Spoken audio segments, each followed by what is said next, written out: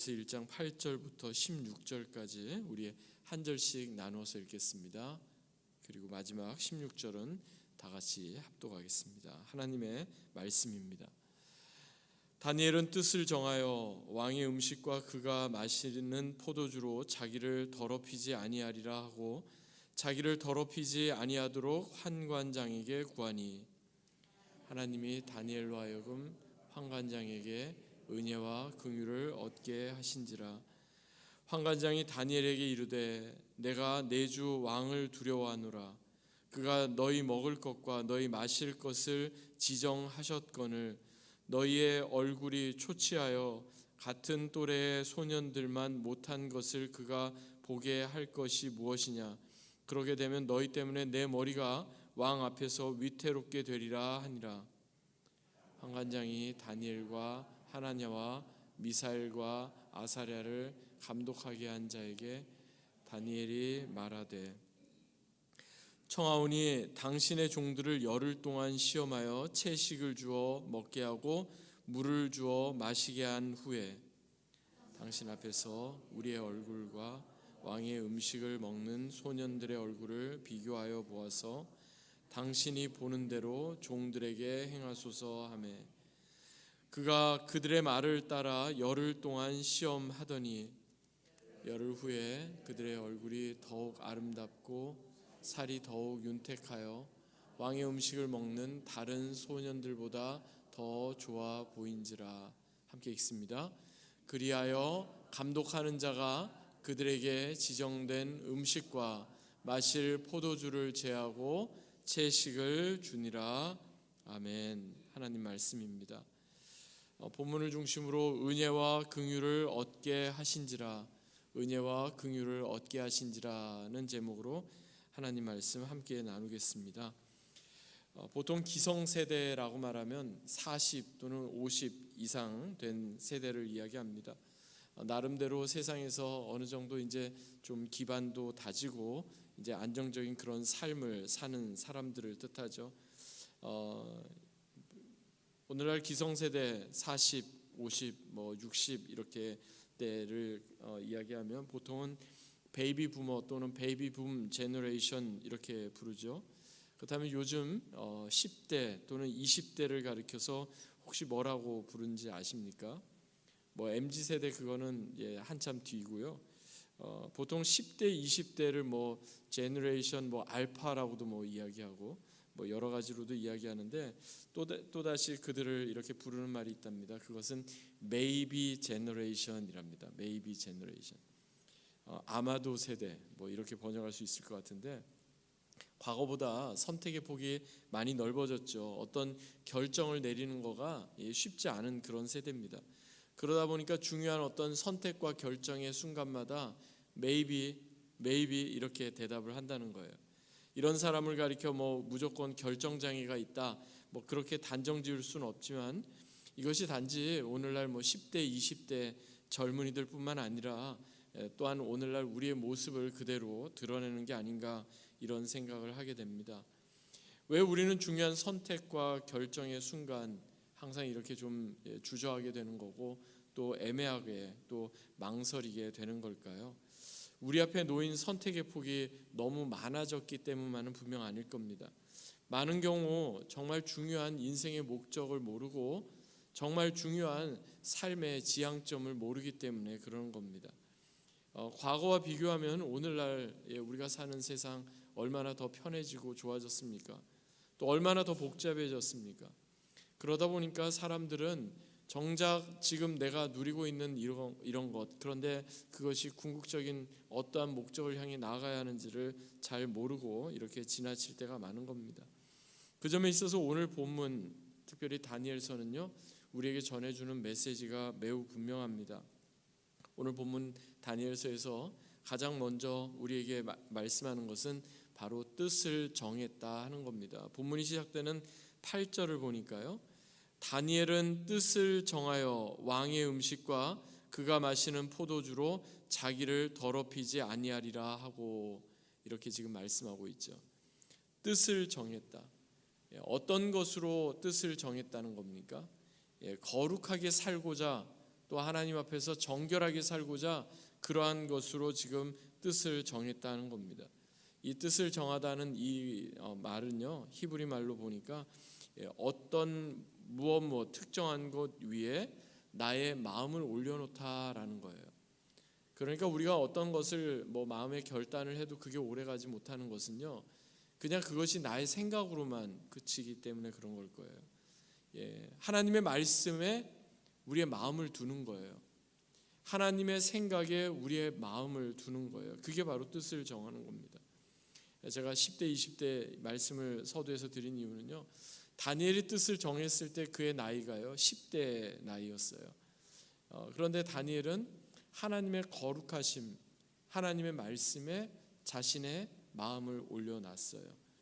세상에 유혹이 많고 세상에 여러 가지 타협할 만한 것들이 많은데 그러한 것에 휘둘리지 않고 말씀에, 하나님의 거룩하심에 자신의 마음을 올려놓은 거예요. 그러면서 그가 이야기하는 건 한 가지입니다. 뜻을 정하여 자신을 더럽히지 않겠다. 뜻을 정하여 세상 사람들 모두가 이렇게 추구하는 그 방향 그대로 가지 않겠다.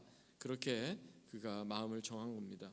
마음을 정할 뿐만 아니라 그렇게 마음을 정하고 결단한 것을 행동에 옮기기 위해서 어떻게 보면은 지금 포로로 잡혀가 있는 그 상황 가운데서 참 어려운 부탁을 하게 됩니다.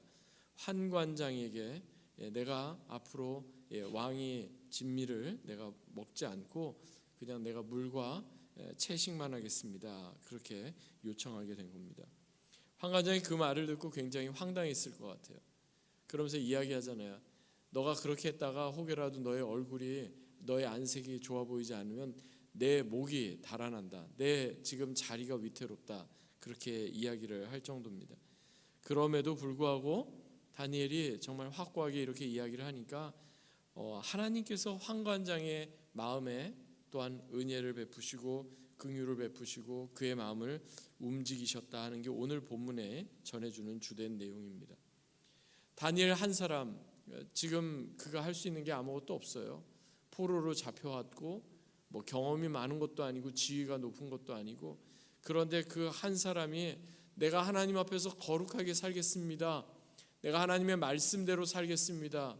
그렇게 귀하게 뜻을 정하고 마음의 결단을 하게 되었을 때 하나님께서는요, 그 주변에 있는 사람들과 환경조차도 하나님께서는 그렇게 살아갈 수 있도록 조정하시고 만들어 가신다 하는 사실입니다.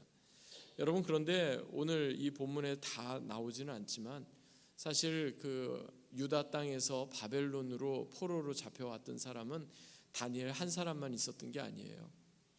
다니엘뿐만 아니라 물론 이제 다니엘의 세 친구 하나냐, 미사엘, 아사랴의 이름도 등장하지만 이 네 명, 다니엘과 그의 세 친구뿐만 아니라 더 많은 유다 땅에서부터 왔던 젊은이들이 많이 있었어요. 아마도 비슷한 출신 배경, 비슷한 지적인 능력, 나름 괜찮은 그런 가문, 이런 젊은이들이 많이 있었어요. 그런데 그 수많은 사람들 가운데 유독 다니엘과 그의 세 친구만 뜻을 정하는 거예요. 그런데 성경은요, 그 수많은 사람들 다 기록하지 않아요. 하나님 앞에서 거룩하게 살겠다고 뜻을 정하고 마음을 하나님의 말씀에 두었던 다니엘과 하나냐, 미사엘, 아사랴 이 네 사람의 이름만 성경에서 언급하고 있다 하는 사실입니다. 사실 다니엘과 세 친구들에게 있어서 왕의 산의 진미를 먹고 포도주를 마시는 것, 이거 다른 사람들도 다 그렇게 하니까 포로로 잡혀는 우리가 할 수 있는 게 뭐가 있나 그러면서 얼마든지 타협할 수 있는 그런 거였죠. 그런데 그들은 이것을 그렇게 여기지 않았어요. 이것이 나의 영혼에 살고 죽는 문제구나, 이렇게 중요하게 여겼던 거예요. 그렇습니다. 우리 그리스도인들은요, 마땅히 포기한 것이 있어야 하고 또 마땅히 포기해야 할 것이 있어야 합니다. 모든 것을 다 손에 움켜쥐고서 내가 믿음으로 바르게 살겠다, 이게 불가능하다는 겁니다. 특별히 사순절을 보내면서 우리가 생각해야 될 것은 다른 게 아니에요. 주님, 나에게 뭔가를 더 주세요, 이렇게 구하는 게 아니라 주님, 내가 지금 움켜쥐고 있는 것, 그러나 내려놓지 못하고 있는 것들을 하나씩 하나씩 포기하겠습니다. 주님, 내가 얼마든지 즐기고 내가 얼마든지 내가 이렇게 할 수 있는 거 있지만 주님, 내가 그거 절제하겠습니다. 자제하겠습니다. 그래서 내가 자발적인 연약함 가운데 나아가겠습니다. 그게 바로 사순절, 이 신앙의 여정 가운데 우리가 늘 기억해야 하는 부분이 아닌가 생각합니다. 영어 표현 가운데 여러분 많이 듣는 것, You are what you eat, 이런 말 있죠. 우리가 먹는 음식이 또한 우리 자신이 어떤 사람임을 대변한다는 그런 이야기입니다. 본문에서 바벨론 왕의 산의 진미와 포도주를 거부한다는 것은요, 한마디로 말하면은 나는 바벨론 사람처럼 동화되는 것을 거부한다, 이런 의미고요. 또한 나는 우상과 인간 사이의 어떤 종속 관계를 맺는 것을 거부한다. 즉 나는 우상 앞에서 굴복하지 않는다, 이런 뜻이고요. 또한 레위기 11장에 나오는 것처럼 율법에 금기시된 부정한 음식을 통해서 내 스스로를 하나님 앞에 이렇게 더럽히지 않겠다, 이런 신앙의 결단이 다 담겨 있는 겁니다. 사실 왕의 산의 진미가 얼마나 대단하겠어요. 그리고 왕이 마시는 포도주면 얼마나 좋은 포도주겠어요. 그런데 왕의 산의 진미가 가져다주는 포만감과 왕의 좋은 포도주가 가져다주는 즐거움 대신에 자발적인 연약함, 자발적인 간절함으로 오히려 나는 하나님께서 주시는 그 기쁨을 붙잡겠다 하는 겁니다. 여러분 잘 아시는 것처럼요, 구약의 율법에 보면 먹어도 되는 음식과 먹어서는 안 되는 음식, 이게 분명히 구별이 되어 있어요. 그런데 이것은 모든 사람에게 해당되는 게 아니에요. 하나님의 백성 이스라엘 사람들에게만 해당되는 거예요. 왜 하나님의 백성은 이스라엘 사람들에게는 먹어도 되는 음식과 그렇지 않은 음식을 이렇게 구분을 지었을까요? 물론 이것은 구약 시대의 이야기고 오늘날은 해당이 되지 않는다, 그런 의미가 아니고요. 이것은 하나님의 백성으로서 구별되고 하나님의 백성으로서 정체성을 지켜나가게 하기 위함입니다. 그러니까 세상 사람들과 똑같이 행동하고 세상 사람들이 즐기는 것 똑같이 즐기면서 하나님의 백성으로서 신앙의 정체성을 지켜나갈 수 없다 하는 겁니다. 그러나 이처럼 좋은 의도와 분명한 신앙적 결단이 있어도 다니엘과 그의 세 친구를 감독하는 환관장 아스부나스는 이것을 굉장히 당혹스럽게 여길 수밖에 없었죠. 어떻게든 좀 도와주고 싶어도 환관장이 할 수 있는 일이 없잖아요. 그런데 다니엘이 이렇게 다시 한번 환관장에게 설득을 하니까 본문 12절 13절에서 다니엘이 설득하는 내용이 나오는데요, 이렇게 말씀합니다. 청하오니 당신의 종들을 열흘 동안 시험하여 채식을 주어 먹게 하고 물을 주어 마시게 한 후에 당신 앞에서 우리의 얼굴과 왕의 진미를 먹는 소년들의 얼굴을 비교하여 보아서 당신이 보는 대로 종들에게 행하소서 하매. 어떻게 된 일인지 열흘 동안 한번 시험해 보세요 하니까 그 말을, 그 요청을 그대로 받아들이죠. 그리고 그 열흘의 시간이 지났어요. 초조하게 또 불안하게 그 시간을 보냈는지 모르겠어요. 근데 이어지는 15절에 보니까 이렇게 말씀합니다. 열흘 후에 그들의 얼굴이 더욱 아름답고 살이 더욱 윤택하여 왕의 음식을 먹는 다른 소년들보다 더 좋아 보인지라.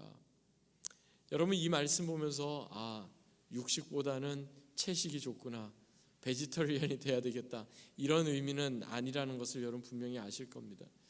이 본문 이 말씀은요, 우리의 건강을 위해서는 어떤 채식을 해야 되고 물을 마셔야 된다, 이런 의미를 이야기하는 게 아니에요.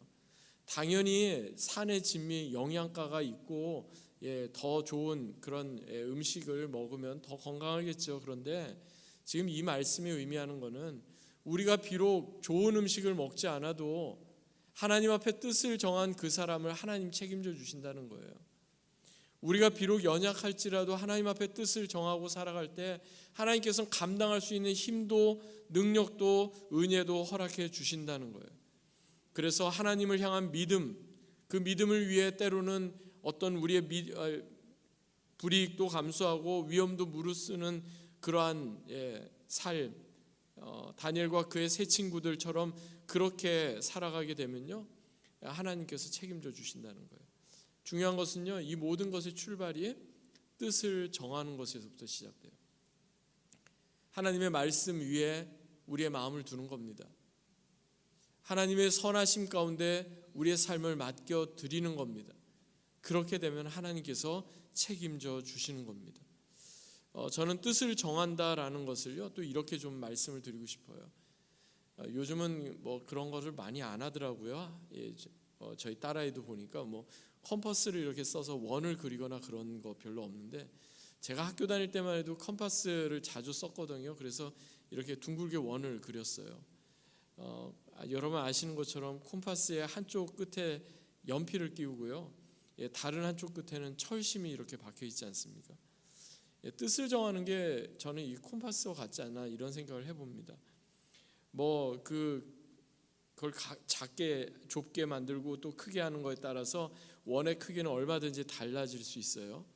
그런데 철심이 박혀 있는 콤파스의 중심이 움직여 버리면 어떻게 됩니까? 원이 제대로 된 원이 그려질 수가 없죠.